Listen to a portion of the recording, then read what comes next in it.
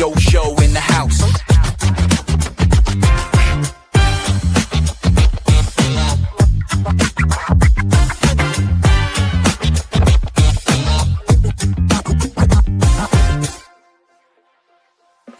Mic check 1 2, it's the Boba Joe crew. Mark Lennon, Johnny Sorensen coming straight to you. Talking classic eras, yeah, we setting the scene. Films, games, tunes, toys, you know what I mean? From the old school vibe, feeling so divine. Boba Joe show, drop the beat so low. Heavy bass lines make your speakers blow.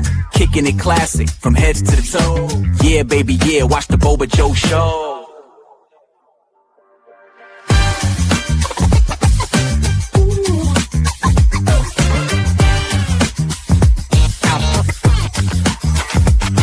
Mortal Kombat, Predator, Scarface in the flow. Miami Vice vibe, MacGyver on the go. Alien screams, NBA jam all night. Pro wrestling legend, shining ever so bright. Macho Man Randy, Ric Flair.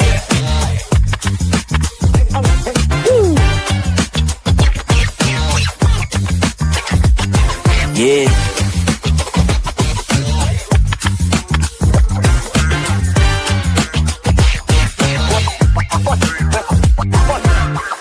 Show, drop the beat so low. Heavy bass lines make your speakers blow. Kicking it classic from head to toe. Yeah, baby, yeah, watch the Boba Joe show.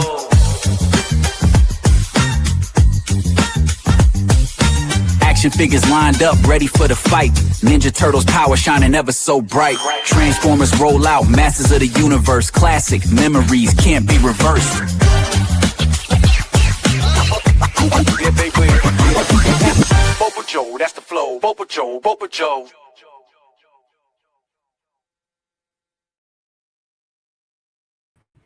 Welcome to another Boba Joe. Time for some Resident Evil. Welcome, welcome. Hope everybody is ready to step into the world of survival horror. Are you going to survive? Going to survive. I think this show is going to contain scenes of explicit violence and gore. Speaking of explicit, I have some bonus extra unlockable content here. Before we get into this Resident Evil show, I've been reading this Terry Funk book here, More Than Just Hardcore biography. Really good book. So we want to hear a quick couple of road stories and ribs before we get into it. Yes, please. Just a warning, they might get adult. Just be careful. So I've got my little bookmark in there. Okay, so I've got two short little ones in different sections with my bookmarks. So we're going down to old Terry from Amarillo, Texas, and of course he was the NWA, ran territories with his father and brother, and then he went on and had a run with the big NWA touring belt for about a year or so. But yeah, there's a couple of fun little stories. I'll just share these. Let's find. Okay, so there's one here who picked up this Mexican dude who was coming up from Mexico to wrestle with them at the airport, and he didn't speak a word of English. So I don't know if it says his name there. But it's like they pick up the guy, and the guy responds. He's like, "Okay," like he doesn't really speak English and that. And Terry's like. So they're picking them up on the way to wherever they're going. And Terry thought, wouldn't it be funny to set him loose in an old folks retirement village? We pulled into the driveway and stopped. I pointed into the building and said, "Here, hotel." He said a bunch of shit in Spanish I didn't understand and then said, "Okay." He got out of the car and I motioned between myself and his bag, letting him know I'd get it. "You go indoor," I said, pointing at the door. "Ask for room." So this crazy looking Mexican, who was the wrestler who traveled up, to be on the touring circuit or whatever, walked into the old folks' home shouting, "Room, room." A bunch of these old sons of bitches were looking around like their world was about to end. And then he realized where he was and ran out of there, back to the car. I was laughing. He wasn't. So that's one little bit. Then he goes on to another one. And this is one I thought I've got to, when I saw this name, I thought, Mark, I want to hear this one. There's like, one of the best ones I ever did was with Rick Martel. When he was a rookie and coming down to Florida. He was riding with Dick Slater, me one day, and I said, "Hey, Rick, you know what would be really funny?" He answered in his thick French Canadian accent, "What, Terry?" At the next stoplight we come to, I said, it'll be funny, son of a bitch. You took off all your clothes and we're stopped, got out, ran around the car naked in circles, jumped back in the car again. He laughed and went, "Oh yes." Now you have to understand, in Florida, they have these gullies that are full of water to keep the roads from flooding and help with drainage. He got out of the car naked and started running. When he got behind the door, Slater locked the door and we took off. He was running down the road, totally naked, shouting, "Wet, wet!" He didn't know what to do, so he jumped into the damn gully. When we went back to get him, he looked like a damn turtle, just his head sticking out of the water. Fucking storm water. Oh, Terry. Oh yeah, we've got one other little short one, then we'll get back to Resident Evil. So for the context here, this is one where he's travelled to Canada with, Stu Hart and Stampede, how they have the wrestling, but also how Stampede's named after to do with the rodeo, the big town has a parade and all this kind of shit. So Stu Hart and whoever in the town had organised like a Stampede parade through the town. And Stu had made like a wrestling ring that goes in the parade that gets towed along on wheels, or how the hell they do it. And they had some people in there, including like a midget wrestler and whoever else is part of this parade. So let's see. Just find the bit here. Japan. I'm going to flip to the wrong page. Crap. I lost my page. Go back one. Here we go. Found it again. I had my hand on the wrong side. Okay. Also, and for context, Andre the Giant's meant to be in this parade on this ring or part of it, but or one of the cars, but he's not even there. He's like, "Fuck it, I'm staying in my hotel. I want nothing to do with Stu Hart's bullshit parade." Okay. Here we go. I was riding the back seat of Cadillac convertible behind this collection of humanity. So in front, there's this ring on wheels with like a midget and some weirdos. Oh, those two obese guys that ride around those little motorbikes that Unreal Wrestler that were just known for being obese. And they're there as well for whatever reason. They're there. In the McGuire twins, is that what they're called? Yeah, that's it. McGuire twins. So, Andre the Giant was supposed to be in the back seat next to me, but he wisely decided he wasn't going to be a part of this, and he stayed in the hotel room. He obviously knows about Stu Hart's bullshit, so he wisely stayed out of it. On one side of the Cadillac, the words "World Champion Terry Funk." So this is when he's like NWA touring champ for about a year and a half before Harley Race was doing it. On the other side, it read Andre the Giant and the letters on the car. And they never bothered to take Andre's name off of there. So he's riding along, him, some other folks in this car. Andre the Giant's not there. The parade was being televised live. And as the car went by, the side reading Andre the Giant was facing the cameras. The host said, "Well, here comes Andre the Giant. And well, he doesn't look like a giant to me, looking at Terry Funk, because I don't know who Andre the Giant is. He's just some guy doing the TV thing." Riding with me in the car was a big name stripper up there who spoke in a thick French accent. Owen, the youngest Hart boy, who's like about 10 at the time, was sitting in the front. At one point, Babette's zipper broke and the crack of her ass was hanging out of her dress. After the ring collapsed, oh, by the way, the ring like broke down through the parade. They decided to just push it off the side. The rest of the parade would go on, and the poor fuckers with the ring just got left behind, sitting there, said nowhere to go. So after the ring collapsed, Owen decided he'd just about had enough of this. 10-year-old Owen, so embarrassed, he hopped into the back seat, crawled down under the floorboard. He just lay there, refusing to get out until the parade was over. He was hiding. As we drove slowly down the parade route, a cowboy on his horse rode alongside us in the car. Every now and then we had to stop as the parade got congested. One time he asked Babette if she wanted to ride on the horse with him. She said, Oui, I would like that very much. She got on the horse and kept on going, but he had to catch up a little. And so he put the horse on a rough trot. That had Babette bouncing around down the horse. And she had enough of that. And as he came back by the Cadillac, she said, "Get me off of this goddamn horse." Her French accent was gone now for some reason. So that's a funny little story about the Stu Hart's bloody parade float that breaks down. Andre the Giant's supposed to be, and it's not there. And Terry Funk gets called Andre the Giant live TV. Read that book, man. I actually would. Yeah.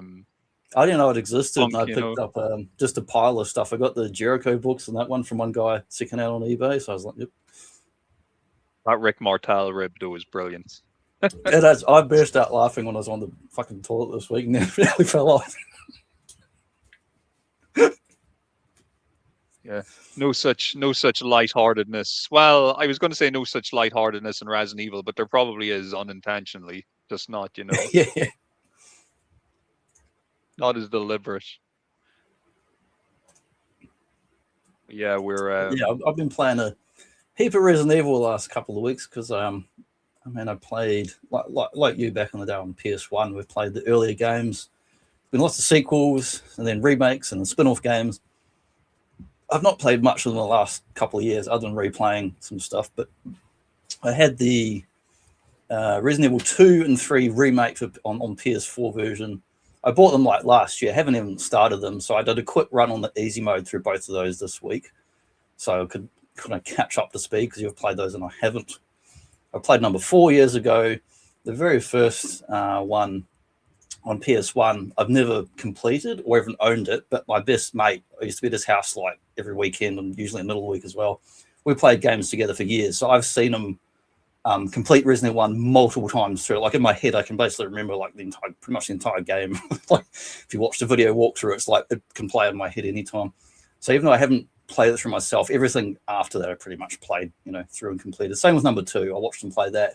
Then when I got it and went home, I knew what to do mostly on it from watching him play it. But where did your Resident Evil journey begin? So began first with a little bit of word of mouth. So it was my friend Michael. He lived a few doors down from me. We're still best friends. We were childhood friends growing up as well. And he had like an older cousin who had gotten his hands on this new game, Resident Evil, and he kind of described it to me. And I think I might have told you this story possibly last week, because he was trying to tell me about the hunters in the game, but the way he described them was like, oh, it's these frog men that chase after you in some house. And it sounded really lame to me. I didn't really understand what he was trying to tell me. And it just sounded like he'd played some game like with zombies. I thought like in my head, it was nothing like what it would turn out It's to like be. Frog, Roddy Piper. What are you talking about, frogs? Yeah. So like kind of months went by, and it wasn't until his cousin actually loaned him his physical copy of the game, and I actually got to see him play it and see what it was. Then I was like, okay, I'm very interested / slightly scared of this, because I don't know if I've ever told you this, but I kind of, I often will kind of yarp on about, oh, well, when I was growing up, my folks let me watch anything when it came to horror movies and stuff like that, which is true. And for the most part, I had a pretty kind of solid foundation, and I wasn't really too afraid of a lot of stuff, even as a youngster. But one thing that always kind of bothered me a bit as a kid were zombies. My older brother had introduced me to George Romero zombie films kind of pretty early on. I was like only 7 or 8.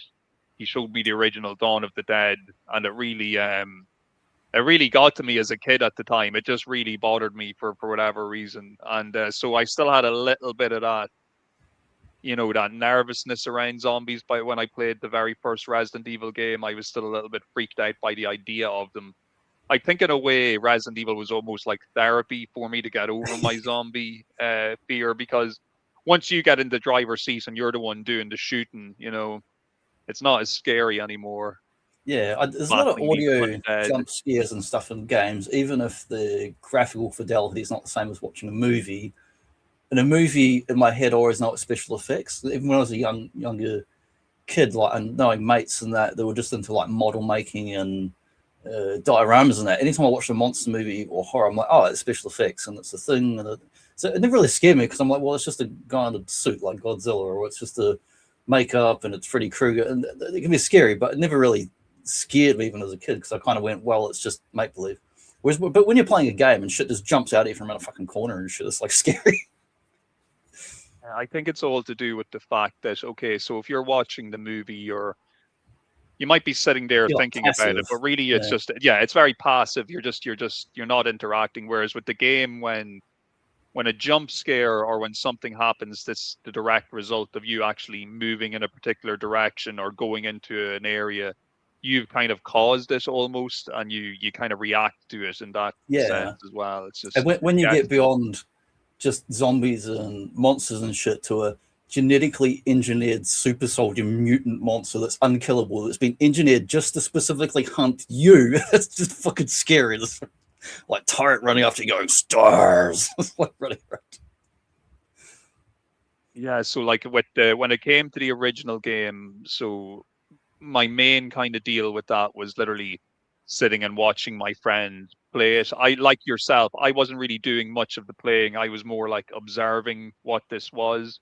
It wasn't until Resident Evil 2 in 1998 where I actually took the proper plunge into like, okay, Same for like me. I played the demo, got really into the demo, and then I wanted the full game, which I did eventually end up getting as well. So I went fully in, and by that point as well, like even though it was only like a couple of years later, I think like number 1 was 96 and number 2 was 98. In that couple of years, I had already kind of gotten over whatever type of, you know, worries or fears I had about playing the actual games. Like I was kind of more in the mood and the mindset of, okay, I want to play this game. I want to know what the story is. I want to beat it. Because even though it is kind of like as an adult, you can look at it as kind of like, well, it's kind of B movie slosh. But as a The story youngster, really I was hooks you in, actually though. very much into it. Yeah, there's a lot to it. There is a lot There's a to lot it. to You know? even just the first 2 Resident Evils. There's a lot in the games, the first versions themselves. There's a lot in the remakes, more story. And then there's all the lore that's come out in the later games and side games that's actually added to the events of 1 and 2. There's like so much actually contained within those games.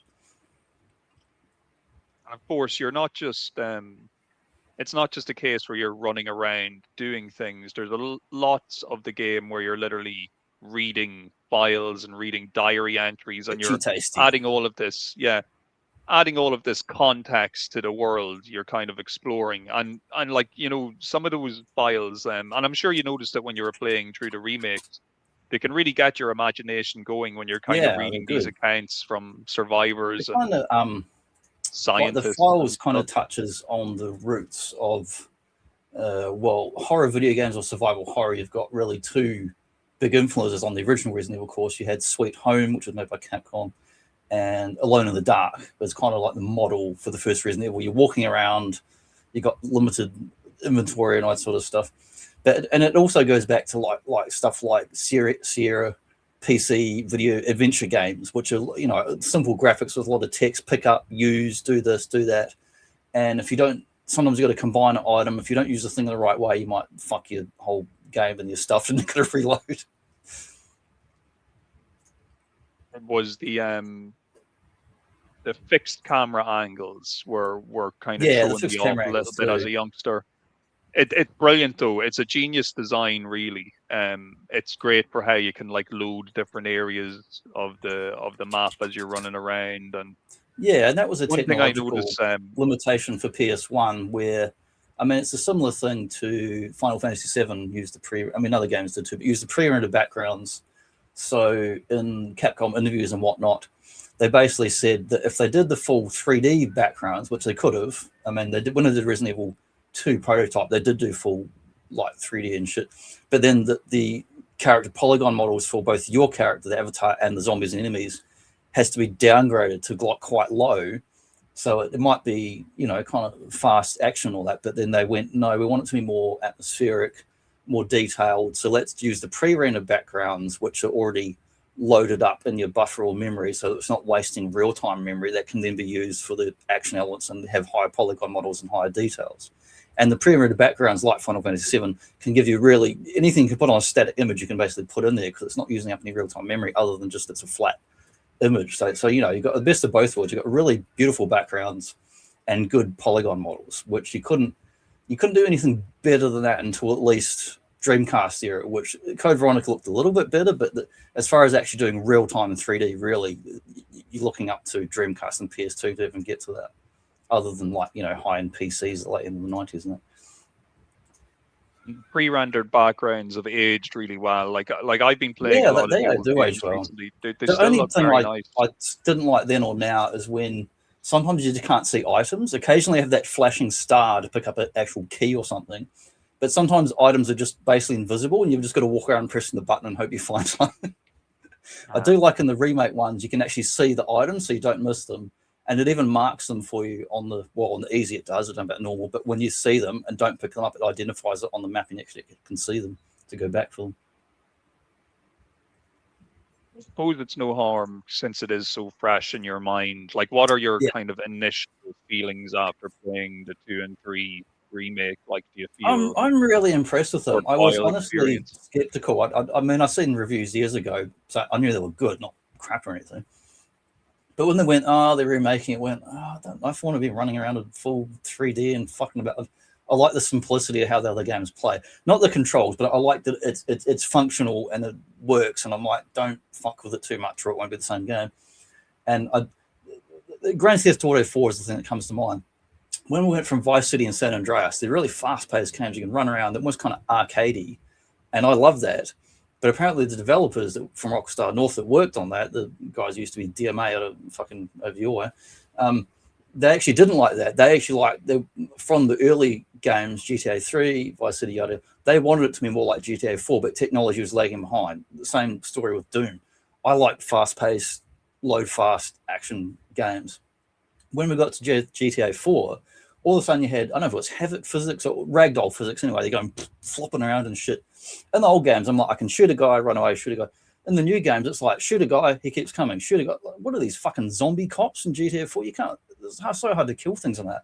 And then when you fall over, you trip over, and then it takes half an hour to fall over and get up again, and then you get arrested and you're fucked. In the old games, you could go for like an hour on maximum stars if you knew how to just run circuits around the map and no one could touch you. You had weapons, pick up health and armor.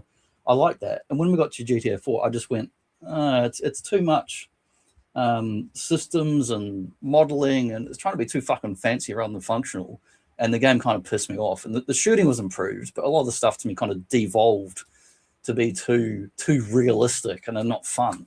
And that was my fear going into these Resident Evil remakes. I thought, is it going to be too much physics and too much bullshit that takes away from the functional gameplay? And thankfully, there's not. There's good physics for shooting fucking limbs off zombies, and you can strategically use a knife to lop off their leg once you shoot them. You can shoot them in the leg and knock them down, or cut their arm or head off, and the bastards will still hop and crawl along after you.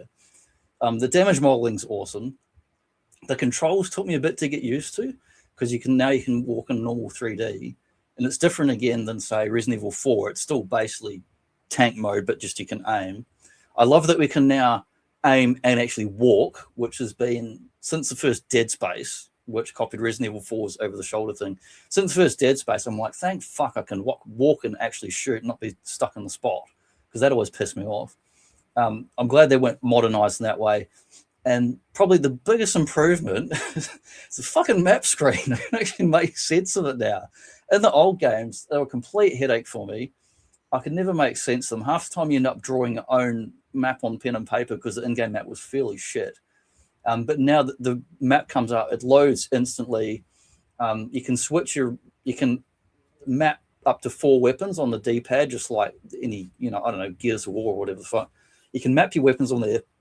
So there's less time piss farting about in the map screen and notes, and it's much more streamlined just to get in and out of your maps and use your weapons like modern games. That's to me the best improvement, even though it's basically like a user interface improvement over the actual gameplay and engine and shooting. All that stuff's, all the character models are fucking phenomenal. Like when I was playing Resi 3 remake through this week, the Jill face is like, man, that looks like a real person. And not just like the graphics of it, but like she emotes the emotions like a real person. In the old game, it's like, yes, I am Jill, the person who does things like a fucking robot. Now it's like you see when she gets angry or sad or depressed and shit, and it's like, holy shit, I'm gonna fucking die, I gotta get out of here. Like the face modeling was fantastic, and they took a step back from, if you remember Resident Evil, 4, 5, or / Revelations, where Jill gets kidnapped by Wesker and brainwashed, and for some reason she turns into J-Lo. And I'm not saying that as a joke. She literally has like J-Lo's wiggling big ass, which she never had before or since, and they gave her dyed blonde hair, and she becomes possessed and becomes a boss battle and evil until we rescue her again. Convoluted, but they took a step back from that, made her more like a real special forces / cop person. She doesn't have big, crazy, jiggling boobs like Dead or Alive. Her ass is specifically out of frame and not wiggling in your face like Tomb Raider or anything like that. They took away the titillation factor, which is in a lot of video games aimed at dudes, and made it, to me, a game that's like anyone can sit down and play and not be put off by the character model, which can be off-putting if you're like a female gamer and sit down and think, why is it showing me all the stuff I don't need to see, you know? And the same with dudes. Like, you can get annoyed at things being overly ridiculous in the game. But more going back to the character, it makes her more vulnerable. It makes her like an actual cop or a person, and she's not like the superhuman, say, Chris in Resident Evil 5, who's like super crazy fucking Schwarzenegger buff. She's more vulnerable, and it makes it so when you're getting chased by the monsters and the tyrant, it's much more dramatic. It's much more like Sigourney Weaver in the first Alien than, say, Sarah Connor in Terminator 2. It's more like she's more vulnerable, and that to me is a real strength to that one. Jill's a badass in the remake. Yeah. She becomes a badass, overall, but she starts off like Sigourney Weaver in Alien, where she is quite vulnerable. And as are the dudes, they're all in the dark. They don't know what the fuck's going on. Just everything's going nuts. But they have to adapt fucking like Mad Max 1 compared to 2. It's like, what the hell's going on? And then it's like, I know what's going on. Bam, shotgun to your fucking face. Yeah. For the second movie. You went from, from startled and surprised to let's get this shit done. Let's take care of this stuff. But I have to say, like, overall, you see ordinary people thrown into extraordinary circumstances, and they have to adapt. But they're not. They don't start off as fucking Superman like Rambo and Schwarzenegger. Yeah. They get tougher, believably so, while being a regular person. But they get equipment, guns, and they use tactics. They don't just rely on their weapons. They use tactics and teamwork to actually overcome superior enemies, which to me is like police force, special forces. They're all on just the tactics and training, not just on being like superhuman. I think for the most part, though, with both 2 and 3, the acting and general personalities of the characters, it's been improved. Like, it doesn't feel much. I was just playing as Claire on her one, and she's going, like, the zombie comes up and I shoot him like 5 times and he's still going. She goes, what the fuck? And she's like, Jesus. And it's not over the top, but the swearing is really good and realistic. It feels like that's exactly what I'd say. I'd be like, die, you fucker. It's like, why don't you die, you undead bastard? You'll even let out the odd, like, stay back or keep away if they're starting to close the gap. Like, the dialogue's really good. The storyline dialogue's good, and it's such a massive change from the old comically bad voice acting in the first game, which improved in the second and third. The first one's the most wooden, which if anyone that's looked at like the interviews with old Capcom and how they actually did the first game, the reason why the voice acting's so bizarre in the first game is you had English voice actors being directed by Japanese speaking people, telling them to say things in a particular way, even if they knew at the time it sounded fucking weird. They were being paid. It's like if you went in for an animation cartoon, you're just told this is the direction, say it this way, here's the line, don't change it, don't mess with it. They've been told to do a specific thing, even if normally they would not speak like that. So that's why it's so bizarre in the first game. And they did improve a bit in the other ones. But yeah, massive improvement these remakes, man. They talk like naturalistically and normal. There's no weirdness. When they're scared. When they're like excited or whatever, it's so fucking good. So seamless as well. Like, obviously back in the day we had the FMV video would play, and then you'd be put back into the graphics of the game. Whereas, it's all real-time transitions now, so you really see that level of detail. Since like Metal Gear Solid 2 on PS2, it's pretty much been the standard for any of those real games that are trying to be real cutting-edge sort of thing, to have like the real-time cutscenes and in-engine game cutscenes like Halo and all that. Like, that's been kind of the standard back to Metal Gear 2, to have good faces and not have to have all these breaks where we're loading a separate thing and then back to this, and it's all kind of disjointed. Like, that's such a big improvement. And you can still skip little bits of cutscenes, but it's probably the first modern game in years where I didn't skip the cutscenes, even though I'd played the old games to death back in the day and knew the basic story. And the lines are different, main events are the same. But on most modern games, when any kind of cutscene, I'm just like, skip. But this, I actually wanted to watch them. They were that good. Yeah, they're really, it's a pretty well written story for Yes, both the writing's games. I excellent. think like the That's good actually dialogue. the last thing to expect from a Resident Evil game is good. And when I say writing, not the scenario, but the actual in-game dialogue and moment-to-moment event writing. I would never expect it to be that good. I would say it's that 2 and 3 remake is the best of any of them in the series, as far as the writing. Even the zombies have good personalities. Like, the way you'll come across them doing strange things. Like, I'm sure you noticed the kind of very kind of rotund large zombie beside the vending machine in the police Yeah, station. He's actually like trying to get the food out of the vending machine and stuff. Like and you come like across them kind of the doing fatter funny zombie, little it takes things that more give bullets them to kill him, which is personality. actually Yeah, realistic. yeah. And for anyone who says No, it's they bullshit, mix them go on up. YouTube, look up actual like shooting situations, people robbing liquor stores. I've watched a video last year of a guy takes about 5 bullets point blank and just keeps on robbing the fucking liquor store and keeps going. He collapses about 2 minutes later down the road when enough blood comes out of him. But he robbed the fucking liquor store, and as close as we are, like this, like literally over the counter, he gets shot 5 times point blank and just keeps going like nothing's because he's just a big fucking guy, and it took that long for the damage to catch up with him. With the adrenaline pumping as well, Yeah, keeping them it's going. crazy. And if you miss certain spots, yeah, it's possible someone will just keep going. They'll die, but it just takes longer. Am I right in saying that you probably got a proper shock when Mr. X showed up the first time round in Yes. that remake? I Not the was same as looking in at the other game, the I original. was looking at walkthroughs for the puzzle elements because I wanted to at least complete a run before we did the show, so I could have a decent look at it. And I'm no good at puzzle shit in games. I'm great at action games. I'm terrible at puzzles, and I have a short-term memory issue, so I literally cannot remember puzzle shit. It has to be written down. I have to look at it to get through it. But yeah, in Resident Evil 2 for context, you had scenario A, scenario B for Leon, and then Claire, which is basically you play the game through once in 5 or 10 hours, and then you play it 3 more times to complete the game one full time on A, B scenario for 2 characters.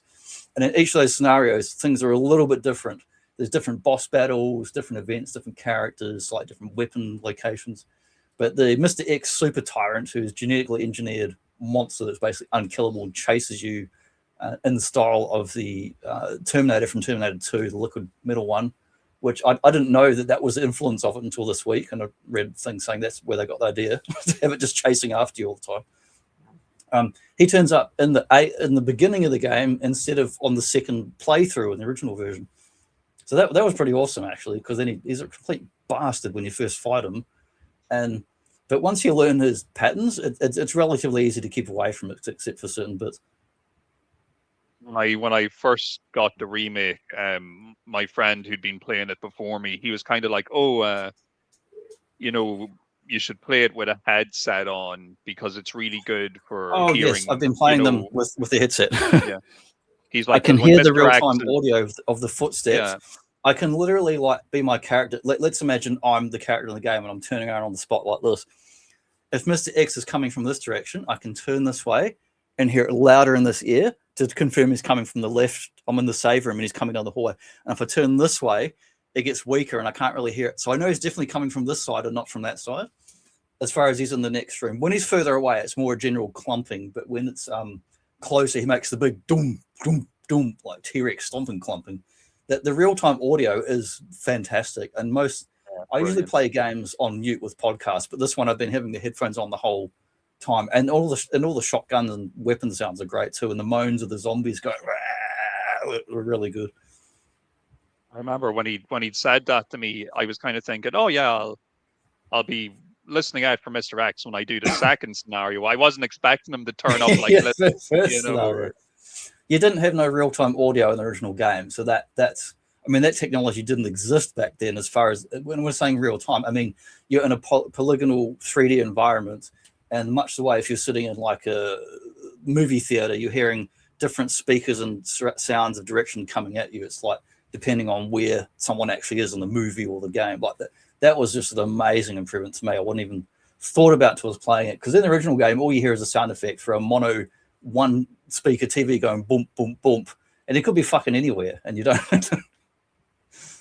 No, the sound design in the remakes is excellent. Even everything down to Yeah. just little like floorboards creaking and zombies banging on windows, banging on doors. In the number 2 remake, those female zombies with the long matty hair, and they go, and they kind of like a banshee, and then they come out. Yeah. Whenever I hear that, they move faster than the other zombies, and if you don't walk backwards, they'll grab you every fucking time.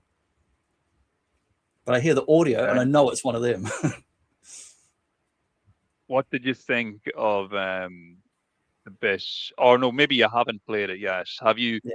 Have you gotten as far in Claire's run yet, where you've met Sherry or played as Sherry?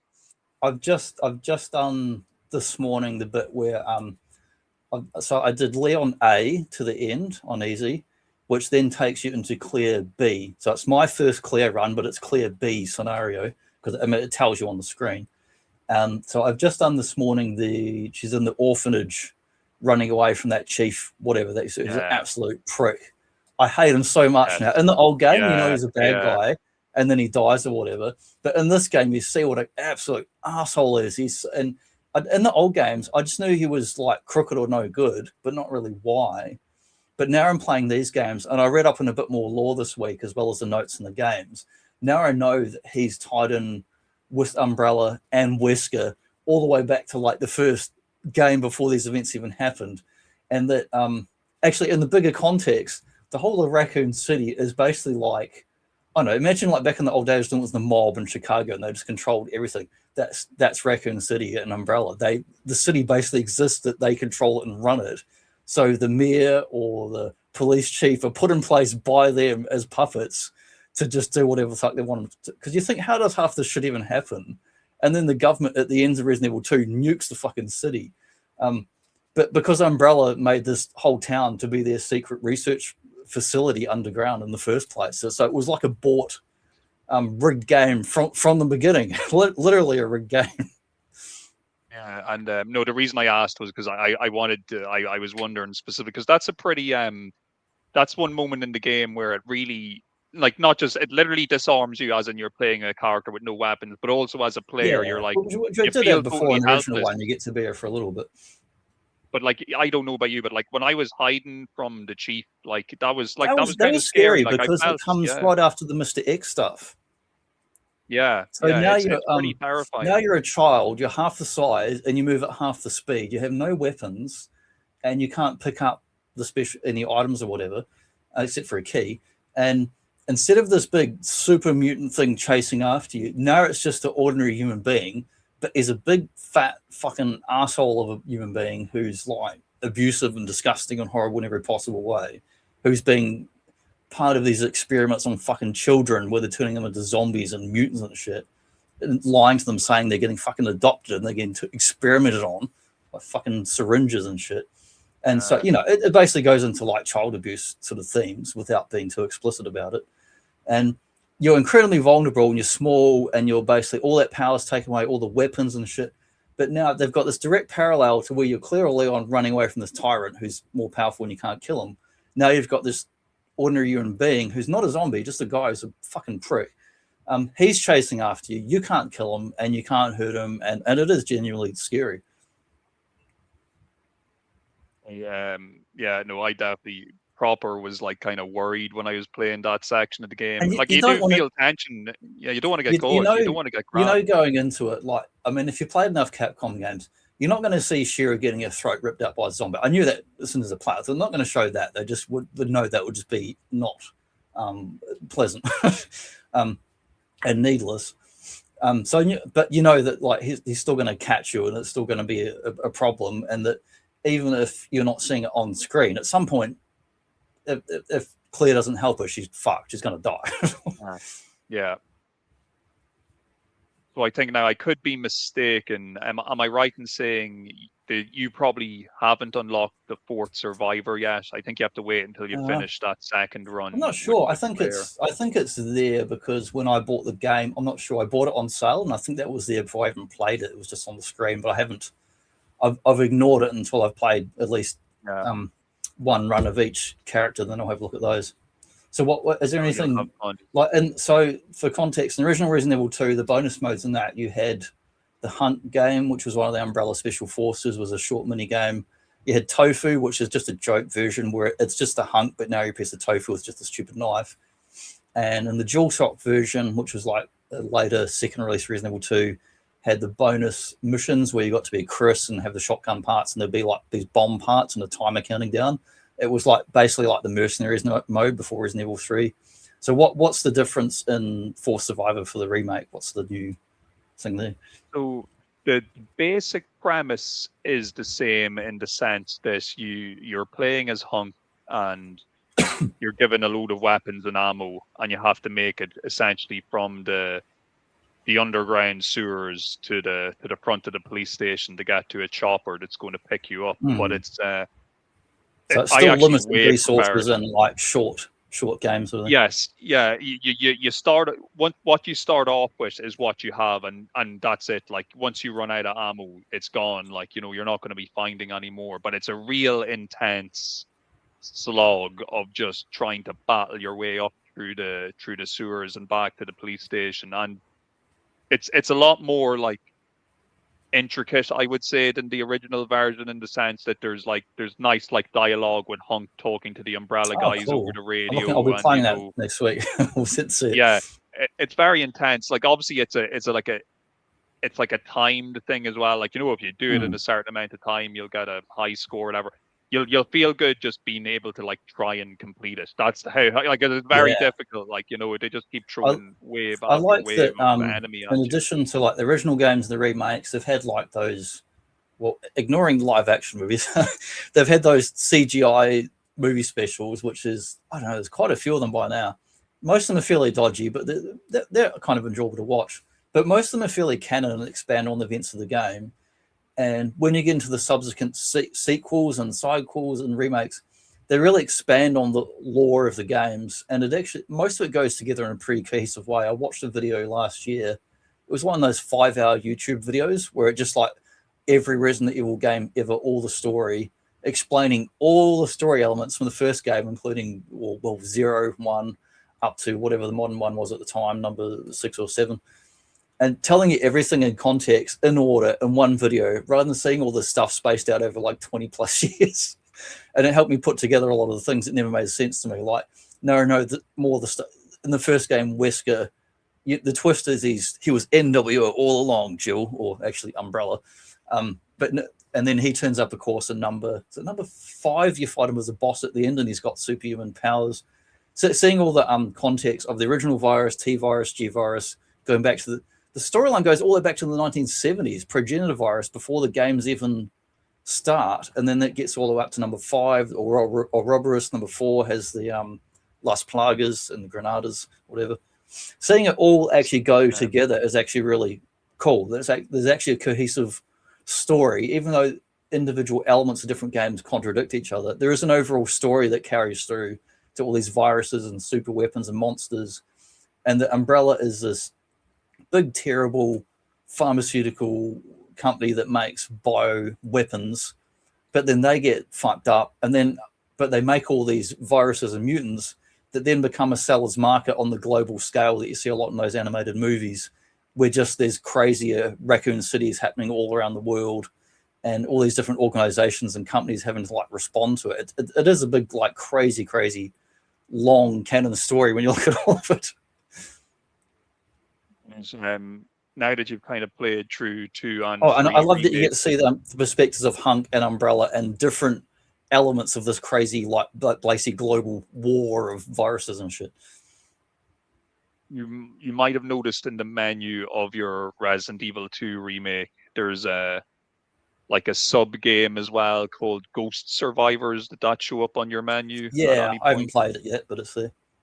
So just to explain what the premise of that is. So, throughout the main game, you would have come across several characters that either die like straight away or are already dead when you find them. Like, for example, when that chief of police, when you go into his room, there's the body of the dead blonde girl on the table. Yeah, or who's she?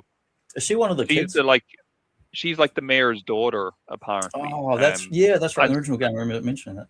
So the idea of the Ghost Survivors is you play a scenario of a character that is already kind of dead or going to die, and it's just a little short story of how they kind of either got to where they are, or like an alternate reality of them actually not dying or escaping. So You can play as either like the mayor's daughter, you can play as Kando, the gun shop owner, him Cool. trying to escape. You also can play as, at the very beginning of the game when Leon goes to the gas station, there's like a sheriff wrestling with a zombie who gets killed like almost immediately. You can actually play as him, so that's why it's called the Ghost Survivors, because everybody you're playing as is like already a dead character, but it's just giving you a little. That's cool. That sounds like something out of a Japanese horror movie. Yeah, it's a really cool, and they're all like short enough scenarios. Like if you master them, you could do them all like in under like 10 or 15 minutes each. I had actually just sent in a link to our whatever this is, StreamYard chat. Yeah. It's just some of my footage of the fourth Survivor, if you wanted to see like what it looked like or show what it looked like to anybody. We can also toss links to this stuff anyway once the show's uploaded. Hopefully when I upload it, it won't get blocked or any of that shit. When you put anything in a fucking thing these days, like anything can get blocked for any kind of stupid reason. Hang on, so share screen. YouTube. Well, as the creator of that video, I am giving my permission. Oh, you can give me permission all day, but these fucking bot things that just recognize any kind of footage and whatnot will can just like block anything. You can see even from here, you start off with the machine gun, the shotgun, and a pistol, and just plenty of ammo. Is it the regular shotgun or one of the powered up parts ones? I think it might be one of the powered up parts. It looks pretty long. It looks like long. It's got the custom barrel. Yeah, you just straight off the bat, you're just going through the sewers, just fighting off everything. I'm like in this footage, I'm doing like a run and gun strategy where I'm just like trying not to spend too much time in any one place, just keep moving. Yeah, there's different tactics to playing Resident Evil. I remember the very first one, you truly have to survive by running past enemies repeatedly and conserve your ammo, don't waste your saves, or you just get stuffed even a third way into the game and have to restart the game. It gets more lenient with 2 and 3 and that, but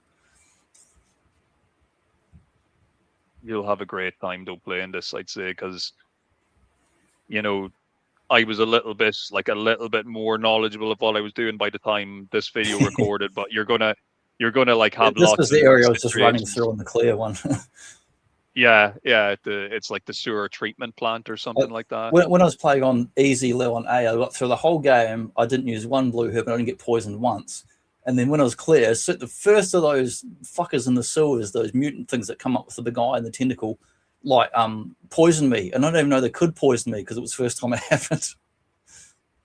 Yeah, they actually they really scared me the first time you see them, because when you come across the first one, it's just kind of floating, kind of face down in the water. I knew they was making sounds on the audio with the headphones. Before I got near it, I'm just going to shoot that fucking thing, and sure enough, it popped up.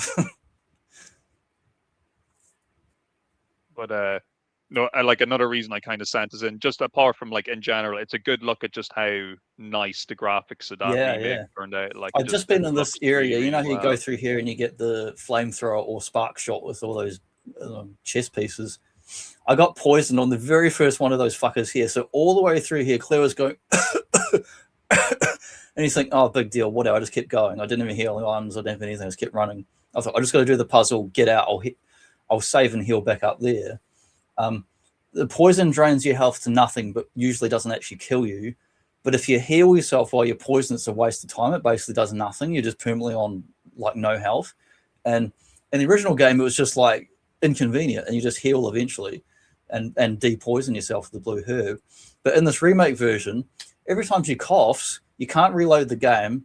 You can't the gun, you can't shoot, you can't reload, and you can't fucking run. So if there's one ordinary zombie in front of you, you just emptied your clip, you can't run, you can't shoot, you can't reload. She just stands there going, and I was like, for fuck's sake. And then you start reloading, and if she coughs, it'll interrupt the reload, and you have to start the animation again. It's like, fucking hell. So it's actually much more of a hazard.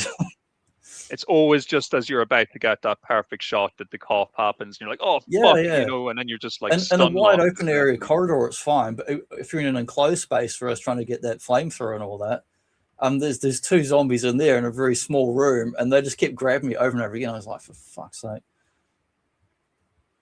Flashbangs, they come in handy in this game. I played on my Leon A. I didn't use any grenades or flashbangs, and I saved them. If I got to like a William fight or the bit for the tyrant, I was just like, fuck you, I'm out of here. I didn't use them on any regular enemies. I just saved them all up. Yeah, I the first time through, I think I was wasting a lot of them because I kept on getting grabbed, basically. And you know the way you can kind of use them to protect yourself. I knew from the original like, game, you save the Magnum. If you've got anything that's really powerful, it's not for a specific enemy, save it for the last quarter of the game because you're going to need it. Yeah, it's like the rule. So I kill everything I can with like the handgun and the shotgun, and occasionally one little grenade. Like if there's 4 fucking zombies and I can take them out with one grenade rather than wasting so many clips with the regular gun, I'll do that. Yeah, it's you do learn over time like a strategy that will just work. And like you watch those some people are just really good at timing their dodges. So like they'll never fire a shot, they'll just zigzag around zombies and just like it's possible to do. I'm never good at dodging, and if there's a place you got to go through more than 3 times, I'm like, just kill that fucker and take him out because it's not worth the losing health and coming back. And like if you leave an enemy in some of the older games, if you leave them half dead, they basically regenerate health when you load off the screen, which is a really bad way to play it. I don't think they do it in this, but fuckers that like you lop half their limbs off and think they're dead and walk away and come back, all of a sudden they're crawling around again when you come back. You've got to finish them off. Either shoot them in the head again or take both their legs off so they crawl slow and then you can run around them or get them with a knife. One feature they introduced in the remake of Resident Evil 1, which they didn't really carry over into 2 or 3, is you can actually burn the bodies of zombies after you kill them to make sure that they're not going to be a problem anymore. So you can just like set the body on fire completely, and then when you run back through that area, you're not going to have any trouble. If you've got extra knives for some reason, sometimes you end up with too many knives instead of not enough because they break in the remake version. I'm just like, I go up to them, I just keep knifing their head till their head comes off, and I'm like, you're not fucking coming back. Yeah, but it's so many tight situations you can get yourself in. Love that shotgun though. Just fucking like rip through. The damage modeling's awesome, and the way you can destroy each of the parts of the limbs on that. But I do like the way, even though it pisses you off in the game, where you leave a room, think he's dead, come back, and they stand up. It's much more like the zombie movies, where it's like, oh, for fuck's sake, that one's not dead, let's back again. Yeah. And it's always that one that's like, because you're rushing back, you're trying to get out of there quickly. Well, it's on the ground and it's not moving, and you walk over it and it fucking grabs onto you in a dark room and you can't even see it. That's very like, very much like the movies. Not Resident Evil movies, I mean good zombie movies. One thing though, like I'll say, another thing I'm kind of grateful for the remakes for is it's just a nice way for newer fans to get in on the old story, because it probably was difficult if you were like, if your first game in the series was like Resident Evil 4 or 5, it must have been very difficult to try and get a grasp of what was going on. Well, not like, the 4 is an amazing game, but like probably the most confusing game to start with, because even I played number 4 multiple times, and even now I don't fully understand what the hell was going on. That game is confusing. Have you purchased the Resident Evil 4 remake yet? No, I don't know if I'm going to get it, because I like the original version better overall, because there's more exploits where when you get really good at it, the way you can attack the enemies and do the kick and the knife and the jumping through the ladders and the windows and shit. I probably will buy it at some point, because if I don't, I'll be an idiot and think, I regret it. But if I buy it, I won't be playing it for a year or so, because I've got a bunch of other ones to play. I still haven't finished that number 1 remake. I've only started it, but not finished it. So that's kind of on the agenda. I mentioned to you last week when we were talking about the toys, because you hadn't started playing 2 properly yet.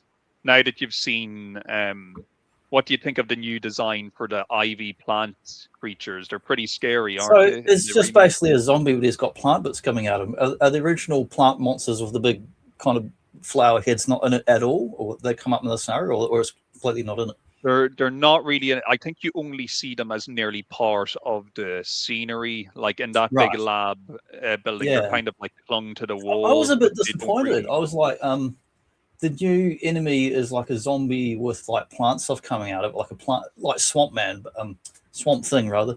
I thought that enemy itself was really cool, but I was like, oh, when are the other full size plant things going to turn up? But no, they don't. So I was a little bit annoyed, to be honest, because I love those enemies. And I kept waiting for them because in the original, I could be wrong, but I think either flame or acid rounds was really good against the plants, which makes sense because you burn a plant. Yeah. But in the remake version, flames, well, no, flames damage them okay, but they don't do the best damage on them. I think is the kind of method in the new game that you have to kind of burst all their bulbs, those weird bulbs that grow on them. I'm only on easy, so I had the flamethrower, and I just burned all the fuckers every time I saw them. But then I realized it's one of the few that plant underground lab area is one of the few areas in the game where enemies will actually respawn. Most of the game, you kill an enemy that's gone, new enemies can appear when it's scripted after storyline, but they won't just randomly spawn for no reason. But those plant ones can basically infinitely keep spawning. So it's best to go quick through that area, not fuck around and do the key items and not too much backtracking, or you end up just wasting all your ammo. You had any jump scares at all with any of the parts of either the games when you were playing them through the first time? Not genuinely scared, but I'm playing on the headphones, and just like those female zombies that go, and they're always around a goddamn corner where it's real dark, and they're like going straight at you the second they see you or trying to get near you. They put them in spots that are really tight. So those ones, if anything, I get pissed off. I'm like, because I know they're going to fucking grab me. I'm like, get the fuck off. Boy, you about to get picked up by the chopper here. No, they did a good job, I think, with these little extra mini scenario games they give us here. Awesome. I'm looking forward to playing it. I'll just take that off again. There. Yeah, probably in the Resi 3 remake, the one part that disappointed me in that, I mean, as good as it is, it's fucking amazing. They took a lot of the alternate scenario content out from the original game. In the original game, there's all these different events. The game's quite short, but it's got multiple endings and multiple different events that happen. So basically, it has a high replay value. If you play through it again, you get to see different stuff. And you can't see everything in one playthrough. It's impossible. So it's good replay value from Capcom. And there's quite a lot of different events that happen. And they're basically all gone in the remake. They just go one single narrative through. So that was a little disappointing, but it's really my only complaint about that one. My theory on that Resident Evil 3 remake and why it was released the way it was, if I recall correctly, it came out in 2020, so right in the middle of all the shit that was going down with the world and the pandemic and all that stuff. So you reckon they ran out of time and resources to do anything extra? I think they rushed it. I think they rushed it out at the end because they were probably shutting down. Say they were shutting down a lot of their offices, and they were probably sending employees over and probably thought, let's just get this out with what we have. Still, if you've never played the original Resident Evil 3, you wouldn't know any different. You'd just be like, oh, this is a really good game. And it is a legitimately good game on its own, aside from being a remake of the old one. Ironically, by being kind of rushed and short, it's actually a very true remake of the third game, which was rushed and short. Yes, that's what's interesting. And it even also had a similar origin in the sense that the original Resident Evil 3 was originally just going to be a small expansion of Resident Evil 2 before it turned into a full game. If you're a PC gamer, Resident Evil 3 basically is an expansion pack of Resident Evil 2. It's a side story that happens basically at the same time, parallel, and it's short compared to the Resident Evil 2, and it's using the same game engine and graphics and whatever. They've made some new, stuff for it. But basically, it's an expansion of Resident Evil 2 rather than a full, complete different game. But as far as buying it on PS1, it's still a legitimately good individual game. And then the remake's amazing too. But yeah, basically it's an expansion, and it's a victim of Resident Evil's own success because the first game sold really well. Eventually got ported to Saturn, PC, and whatever. Got associated very heavily with PlayStation 1, was 1, 2, and 3. But then when we came to Resident Evil 4, was Code Veronica. Long before we get to actual numbered 4, Code Veronica was the 4th game. We went from Resident Evil. By the time Resident Evil 2 was finished and out, they're already starting Resident Evil 3. Before Resident Evil 3 was finished, they were starting and building Code Veronica basically at the same time for a different platform over on Dreamcast, new machine, better graphics and RAM and whatnot, so they could do more with it. But as a victim of its own success, trying to get this new sequel or thing out, while also building a new game engine for an entirely different console, which is a gamble at any time, even for the biggest companies in the world making games back then. So it's pretty amazing that they actually managed to get all these ones out back then. And they're different teams, but like the other day I was thinking about Street Fighter. From like 1990 to 2000, there was like 16 Street Fighter games. And then there was like half a dozen Resident Evil games. And then there's like Plasma Sword, and then there's like all these other games they did and all the other stuff Capcom does. They put a hell of a lot of games out. So that's a lot of resource allocation between your different teams that work on stuff, and project director and producer, and the guy who worked on Resident Evil 2 was different than the guy that worked on Resident Evil 1 as far as scenario planning and whatnot. So it's pretty amazing that they actually crapped all these games out and they actually turned out pretty good. And there is always like a lot of chopping and changing with the teams. You could have had a Halloween season of The Witch in there somewhere, but that didn't happen until years later, till like Wii and stuff like that.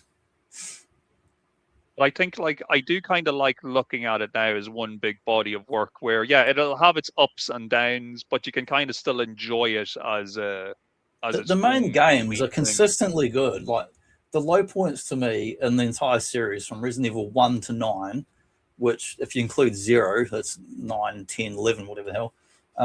Basically Resident Evil 6, Resident Evil 0 are kind of like the worst games in the mainline series, not counting the side games like Gun Survivor and stuff, which are like absolute crap. And I have played it to the end, so I know it's absolute crap. I've played it once ever from start to finish on one game ever. I actually finished it the first time I ever played it. It was such a rubbish game. And then there's all those side gun games on Wii and Nintendo and that. You texted me something either yesterday or the day before yesterday, which I am totally in agreement with, and that is that Capcom should take this remake engine and use it to make a Dino Crisis. Dino Crisis, do it. Remember when they made Dino Crisis was cool, but not. It was like Resident Evil 1. It had more 3D, but it was a bit slow.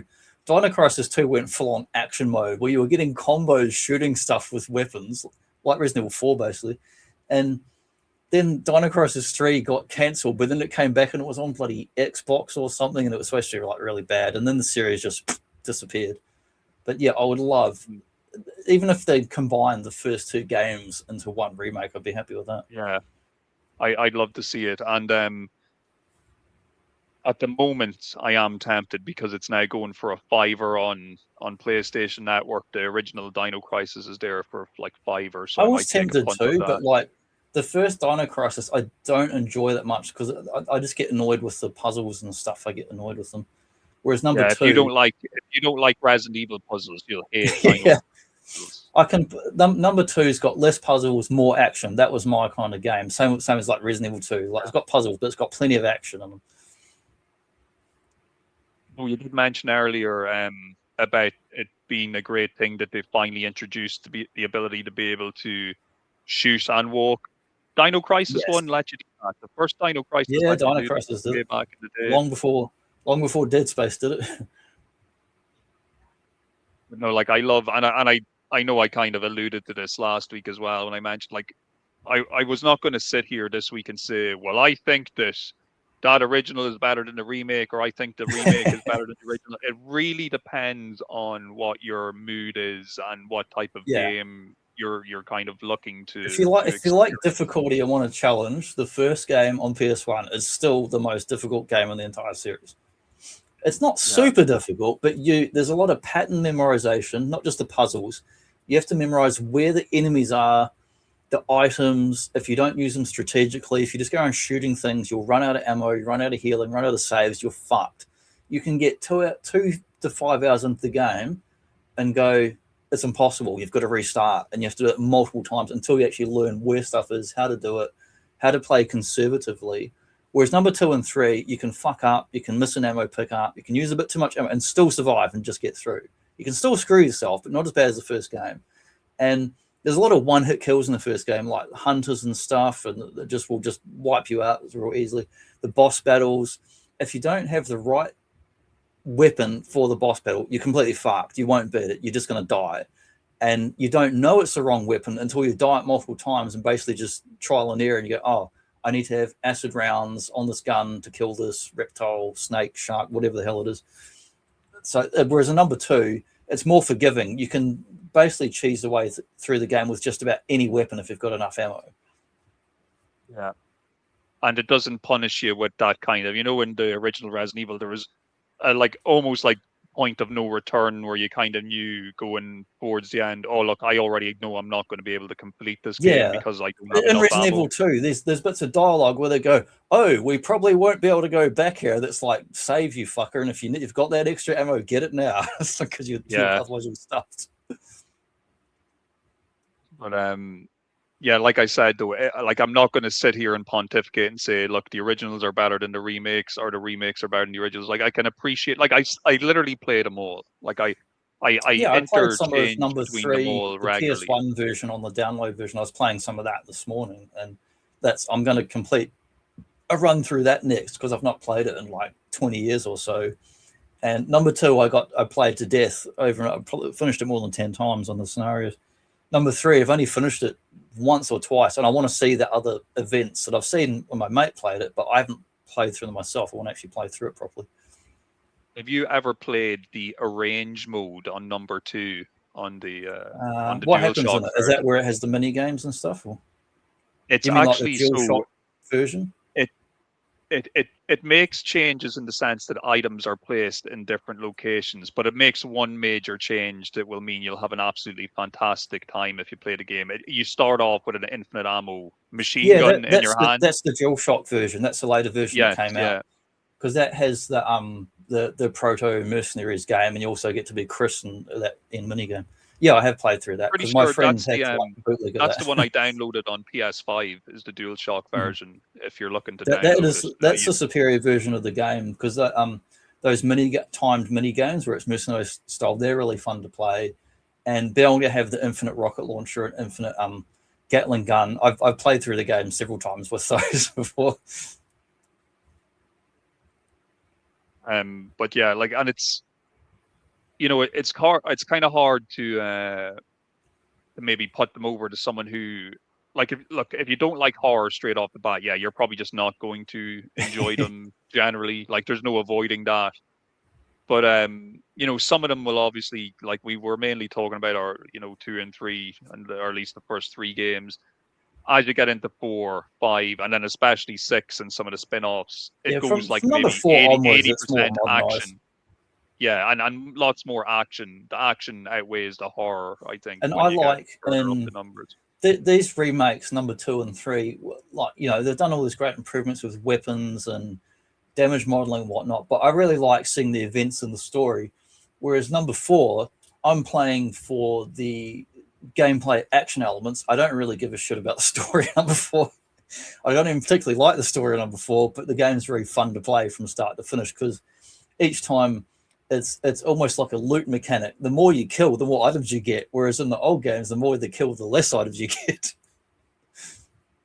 At some point, I own Resident Evil 7 and 8, but I've actually never played them. Like, I still haven't turned them on yet. But at some point, I would like to play them properly and maybe even come back. I've not played them either. I've ordered number 7 this week because it was cheap on PS4 for the gold edition. It was really cheap, so I ordered that, and I might not play it for a year or two, but I thought I'll get it now while it's still around before it disappears. Yeah, that was my thinking as well. They both came up. I wasn't a fan of the switch to first person because not that I'm against first person games. Like, I love my Dooms and Quakes and that, but I want them to move fast. I don't want to play a slow moving first person game that doesn't like Myst. No thanks. Yeah, no, but I will one of these probably in the preceding months. I can see myself hitting them because I do want the I'm not much of a Resident Evil fan if I don't keep playing through, and I do want to eventually Well, get to the new game Requiem #9 because it's getting very I good don't like the reviews. So perspective. I don't like the enemies, the story, or the setting. However, every review and person that talks about them says they're really, really good. So if I just like pretend it's not even Resident Evil and just like play it as a game, and then I should enjoy it.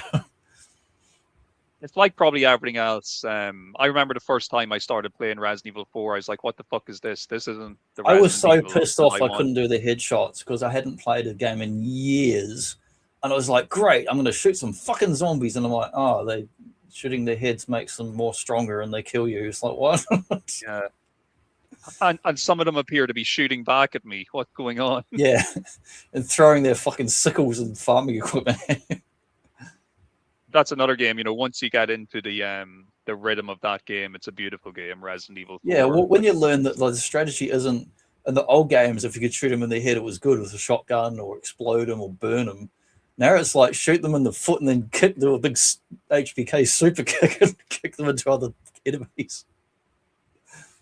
And does he do the suplex in that one? I think he does, doesn't he? He does. He does. I forgot about that because that's in the remake. They add in even more special moves, like people are doing like Hurricane Ranas and everything. Like cool. Because they did. I forget when God Hand came out. That was Clover, which is a Capcom studio. The God Hand was like a riff on lots of anime stuff, and that had like a super punch where you punch someone so hard they fly up and go ping and disappear into the sky, and you could also do a suplex and like just like smash them down. It was like a really good like smashing, breaking the concrete kind of suplex, and it had lots of crazy wrestling moves. While we're on the topic of Capcom and suplexes, I will mention that I did notice, because I think me and you are in the same market when it comes to deals that come up on PlayStation Network. It's not the Capcom Fighting Collection. It's called the Capcom Beat 'em Up Collection. Yeah. And it has Final Fight, Knights of the Round, maybe Captain Commando, a few other. Yeah, I think I've got that one. Yeah, I'm probably gonna get that this week. It's down to $10 now on the sale. So yeah, I got it on sale too. I want a nice version of Final Fight. I haven't played Final Fight. I have Final Fight twice because you can get Capcom Arcade Stadium where it shows virtual arcade games and you purchase the individual game, and then there's Capcom Fighting Collection, and I've got it in both of those. So I've got Final Fight twice. Yeah, I got Street Fighter twice as well because of that. The last copy I had of it was for my Xbox 360. There was like a Final Fight special edition they released. So it's funny, like all the later ones they did, like the Final Fight, Captain Commando, Aliens vs Predator, Calyx and Dinosaurs. Final Fight is just still so damn good. I can still play it any day, and it's so fucking good. Captain Commando is really good. Still plays really well today, but like that one, playing that with multiple players in the arcade, it was so much more fun playing it with the whole team of weird characters at once on the machine. I'm a bit of a Capcom fanboy, I have to say. I do. There's so much of their stuff I enjoy. Like it's just. Well, I still eventually need to get a proper setup with a PC and some MAME so I can actually play all the unreleased beat 'em ups they did. I mean, there's other later ones that are on there, like Battle Circuit. That one's really good as well, based on some anime. But that's like 99, I think, like 1999. So the mechanics of that have evolved from Calyx and Dinosaurs and Aliens. There's pretty lots of special moves and shit. But I want to have all those things on one machine so I can play it on the TV on a PC or whatever. Imagine we got like a Capcom open world, fully 3D realized Cadillacs and Dinosaurs game with the Resident Evil engine. That would be amazing. I wish there was like a commercial release of some of the fan games, like Final Fight Gold, where it's got the original Final Fight, but with all the Street Fighter characters added into it from the original Street Fighter. It's like that's an amazing game to play. Yeah. That just sounds like too much fun almost, you know. Yeah, I know it was a bit of a rambling convo today, but it's just, I suppose, just trying to put over my general love for the franchise, both original and remake. And I'm really delighted that like Johnny's been kind of hitting those remakes too. And yeah, I've played about 30 hours of Resident Evil in the last 2 weeks. Yeah, and that could well have doubled by the time we're talking again next week. You know, depending on what. I took a side quest and I played Revelations 2 to the finish that I'd never played or even looked at before on the download, and it was nice to go from playing some of the original Resident Evil 3 on the download, play some of the remake, play a bit of that one, and then back to see a game that had come after 4 and 5, and then go back to there and see what was different and what was similar and what they kept. And yeah. And it's a weird thing as well, because there's stuff in the remakes that maybe it's not fully explained. So if you hadn't played the originals, you wouldn't really know what was going on. So Yeah, it's an interesting dynamic where, like, just you couldn't really choose one over the other, in the sense you'd never get the full story. I think you kind of no. need a little bit of knowledge from the originals to kind of And help fill even in if you some of the play gaps. both, you still kind of read a bit of a wiki to put it all together sometimes. Yeah. You're going to have to do you're going to have to complete some puzzles yourself to get the full story. I think that's part of the design in the Capcom stuff. It's like Nintendo or Zelda, in that they never give you all the information. They give you enough that you can kind of go, well, maybe it's this, but they leave a bit to imagination. And as time goes on, they kind of explain a bit more of things, but they leave a bit of mystery, so you're not quite sure what the hell is going on when you first run into these G virus mutants that keep like mutating and changing and growing extra eyes and heads and arms and shit. Yeah, I would definitely say it's one good piece of, I'm not medically trained, but one good piece of medical advice I can give you is, if you ever get shot, don't inject yourself with an experimental virus. Yeah. Just wait for your wife to call an ambulance. Just don't. That's all you have to do. Just sit there. Don't and wait start for the growing ambulance. parasites that hatch out of your chest, alien style, and then infect other things. Yeah, especially if you only kind of got shot up around the arm and the shoulder. Like, you're gonna live. Don't worry. It's not like an emergency. What did you actually think about that? I enjoyed the. It's kind of like the first person perspective of Hunk's crew going in and shooting up William Birkin. I thought that was well done. Yeah, that was really well done. It was confusing to me the first run through on that Resi 2 remake, because so much stuff was kind of things that happen in a later game. All of a sudden you're running to Tyrant early, you're running to William early. You don't even really see the context of William, and all of a sudden he's just there attacking you. I'm like, well, I know he is because I played the old games, but otherwise it's like, what the fuck? Big claw monsters attacking me all of a sudden. And the same with like what's her name, and Annette, and then Sherry. It's kind of, it's like you got a deck of cards and you know the order, but it's all been shuffled. It's the same shit, but it's all been kind of shuffled around, so it kind of surprises you. So if you never played them before, it doesn't matter. If you have played them, it makes it more new, even though you kind of know the overall structure of the event. So I thought it was really well what they did with it.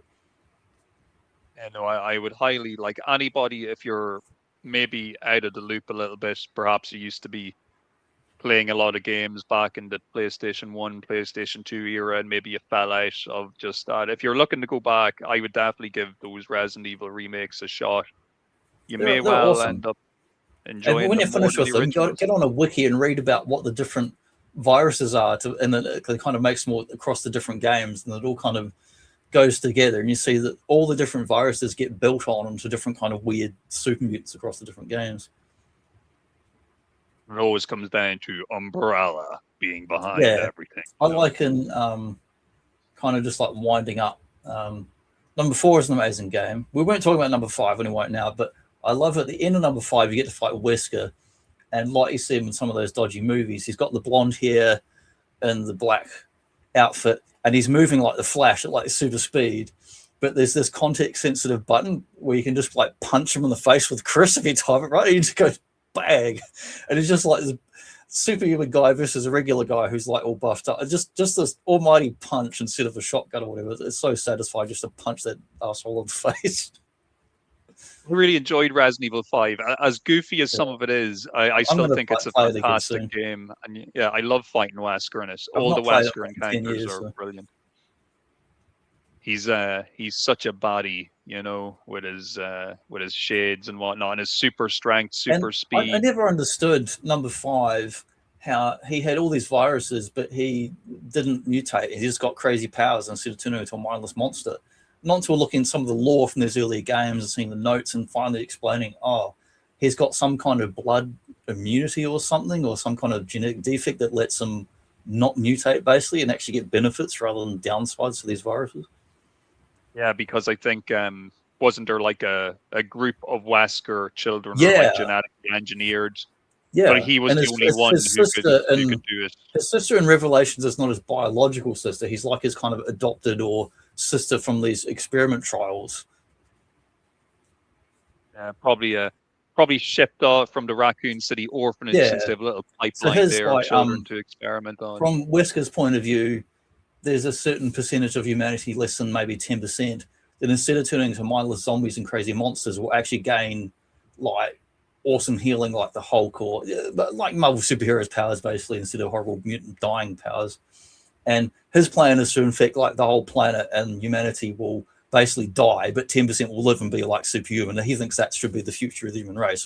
So he's like a what do you call it? The what's the one where the genocide person? That's basically his agenda. Exactly. Yeah. But, no, I would say I would recommend, go back, play Resident Evil 5, great game.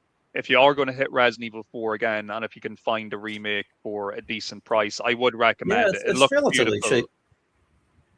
It looks beautiful, and it doesn't change much. It keeps a lot of the stuff that you like, and the stuff if you want to climb a ladder and have it break on you. It does fix though, like certain things, like it makes more sense bridging the gap between number 3 and number 5 and explaining things in between. It just fills in some gaps and does a good job with it. And you can still get a Chicago typewriter. You still can if you do the right stuff. Yeah, and we didn't we'll sort of finish up. We didn't talk about, but I did like the side characters too, how they expand on like the Ada. She gets like more side stories in other games and stuff is cool like that. Oh yeah, and like maybe I have no doubt that like we're not done with Resident Evil yet as a topic. Oh no, this is like introduction. We're kind of yeah, exactly. This is our kind of and if anybody follows our stuff, we usually start off kind of with a broad strokes, and then we can go into there was an Alien, and there was a Predator, and there was a Terminator, and there was and then there was like 15 hours of talk to those things. So we're kind of thinking, just because I gave Johnny the bad news just before he went on air today that rest in peace Chuck Norris. Poor Chuck Norris has passed away. You got Resident Evil 4 style roundhouse kicks. Yeah, right till the end. But we were kind of. Are we going to throw it out there? Do you think we'll go with Lone Wolf McQuaid for next week's show? Let's see if I can bring up a fun image. Actually, I already made a thumbnail for it a while back, but it'll take a minute to load if I can bring up share screen. It's not loaded in here. So go ahead and tell us of what we're going to be talking about next week. The plan for the moment is Lone Wolf McQuaid, a personal favorite Chuck Norris film of mine. Johnny also mentioned that he recently ordered the Walker Texas Ranger set for himself. Yeah, I've got the whole thing now on DVD, the whole complete seasons and all that. Before Walker Texas Ranger, there was Lone Wolf McQuaid, which Walker is kind of loosely based on. And McQuaid is a Texas Ranger himself in his movies, so there's a little bit of a link there. But yeah, it's a good old crossover between a western, a kung fu movie, 80s action movie, all that good stuff. So yeah, look at that. Beautiful. Look at that. He's got his shirt off, got that shotgun in hand. Bloody vehicle was exploding in the background, and also some sexy lady business happening there as well. Got a bit of everything.